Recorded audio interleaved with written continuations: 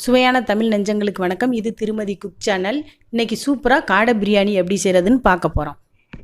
150 பூண்டு, 150 சின்ன வெங்காயம், 150 இஞ்சி, கொஞ்சம் தயிர், எலுமிச்சம்பழம் 1, 3 பெரிய வெங்காயம் கட் பண்ணி வச்சுருக்கேன், கொஞ்சம் புதினா இலை வச்சுருக்கேன், 5 பச்சை மிளகா, 5 தக்காளி பழம் கட் பண்ணி வச்சுருக்கோம். பிரியாணி தூள் 1.5 ஸ்பூன், மிளகாத்தூள் 1 ஸ்பூன், மல்லித்தூள் 2 ஸ்பூனு, ஒரு பட்டை, 2 அன்னாச்சிப்பூ, 2 ஏலக்காய், 3 கிராம்பு. இப்போ எல்லா மசாலையும் ஒன்றா எடுத்து வச்சுருக்கோம். ஒரு 10 காடை எடுத்து சுத்தம் பண்ணி வச்சுருக்குறோம். பாருங்கள், இஞ்சி பூண்டு சின்ன வெங்காயம் எல்லாத்தையும் தனித்தனியாக அரைச்சி வச்சுருக்கோம். பாத்திரத்தை வச்சு எண்ணெயை ஊற்றுறோம். வெங்காயம் பச்சை மிளகாவை எண்ணெயில் வதக்குறோம்.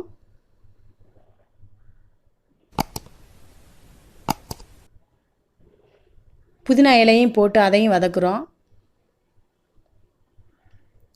இப்போ வெங்காயம் பச்சை மிளகா புதினா இலை நல்லா வதங்குது எண்ணெயில். நல்லா வதங்கினோன்னே பட்டை, அன்னாசிப்பூ, கிராம்பு 3ஐயும் எண்ணெயில் பொரிய விடுறோம். அது நல்லா வதங்கி பொரிஞ்சோன்னே நம்ம மிளகாத்தூள் மல்லித்தூள் அந்த எண்ணெயிலேயே பொரிய விடுறோம். இப்போ இஞ்சி அரைச்சி வச்ச இஞ்சி அதில் கொட்டுறோம். பூண்டு சேர்க்குறோம். அடுத்து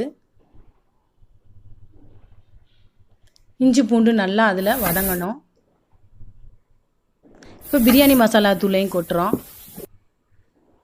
சின்ன வெங்காயம் அரைச்சி வச்ச சின்ன வெங்காயத்தை அதோட கொட்டுறோம். இப்போ எல்லாம் நல்லா வதக்குறோம். தயிர் அதோட சேர்க்குறோம்.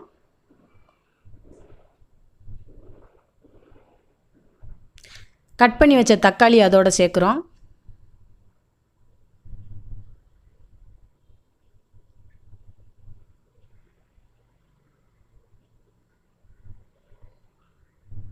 ஏலக்காய் 2 ஏலக்காவை தட்டி அதோடு சேர்க்குறோம். இப்போ சுத்தம் பண்ணி வச்சுருக்க காடையை மசாலையை நல்லா பொரிஞ்சதுக்கப்புறம் அந்த காடையை அதோடு போடுறோம். மசாலா பச்சை வாசனை போய் நல்லா வதங்கினதுக்கப்புறம் காடையை அதோடு போட்டு காடை நல்லா அந்த மசாலையோடு வேகணும். அந்த காடையோட சாரெல்லாம் அந்த மசாலையில் இறங்கணும். மசாலையும் காடையில் சாரணும்.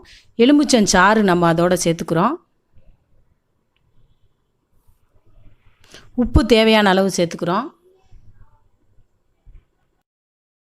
மசாலையிலே நல்லா காடை வெந்திருக்கு. அதிலே பாதி வேக்காடு வேக வச்சிடணும். இப்போ நம்ம வந்து இந்த உலக்கில் 3 உலக்கு அரிசி நான் போட்டிருக்கேன். 6 உலக்கு தண்ணி ஊற்றணும். தண்ணி கரெக்டான அளவு பக்குவத்தில் ஊற்றணும். அதுதான் முக்கியம் பிரியாணிக்கு. இப்போ தண்ணியை ஊற்றி நல்லா கலந்து வச்சுக்கணும். இப்போ மூடி வைக்கிறோம். அடுப்பில் தான் நம்ம சமைச்சிருக்கோம். பிரியாணி அடுப்பில் செஞ்சாலே தனி டேஸ்ட்டுங்க. இப்போ நல்லா தண்ணி கொதிக்குது. நல்லா தண்ணி கொதிக்கும்போது இப்போ நம்ம அரிசியை போடுறோம். பிரியாணி அரிசியை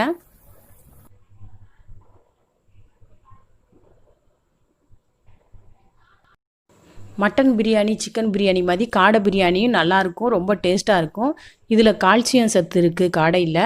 இது எலும்புக்கு ரொம்ப நல்லது. நல்லா டேஸ்ட்டாக இருக்கும், சுவையாகவும் இருக்கும் காடை பிரியாணி.